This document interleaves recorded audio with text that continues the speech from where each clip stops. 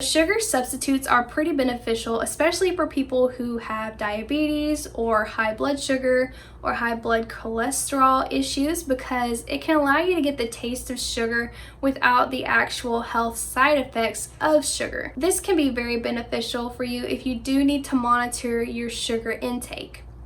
Now, I do want to mention this before I go into the different kinds, is that I wouldn't necessarily use a sugar substitute for weight loss.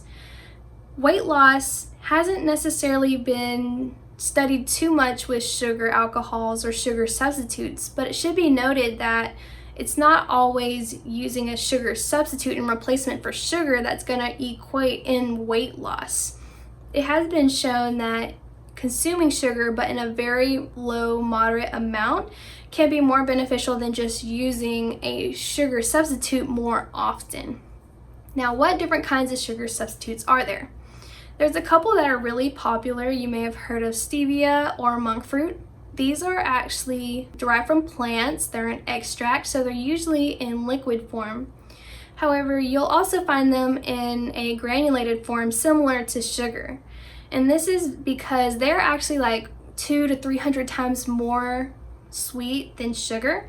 So they're mixed with other compounds to kind of help balance out some aftertaste and make them react similarly to sugar would, especially when you're sweetening something or baking with it. So you may have heard of 𝗀𝗃, which is actually uses a sugar alcohol called 𝗀𝗃. Then there's also 𝗃𝗃𝘀𝗃, which uses stevia and other sugar alcohols. And then there's also monk fruit, which is often blended with erythritol to kind of get something kind of similar to sugar, the little granules. Now, all of these work really well with baking. There's also sugar alcohols. You may have heard of saccharin, which is the pink packet of 𝗰𝗂𝘀𝘀𝗃, or you may have heard of 𝗰𝘂𝘂𝘀𝗃, which is the blue packet.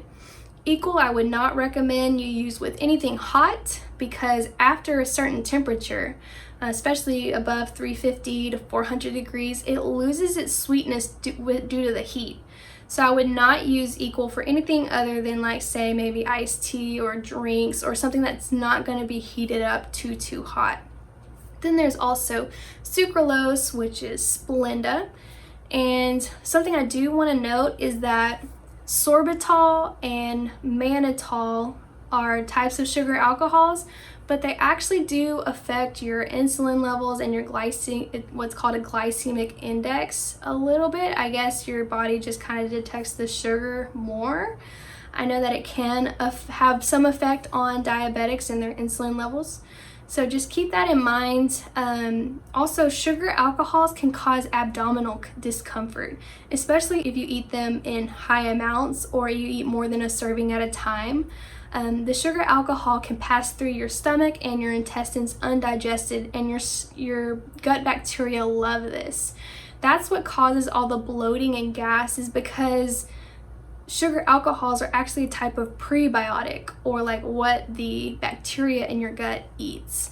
So if you're someone that struggles with stomach pain or gas or bloating, staying away from sugar alcohols or just using them sparingly would probably be a better option.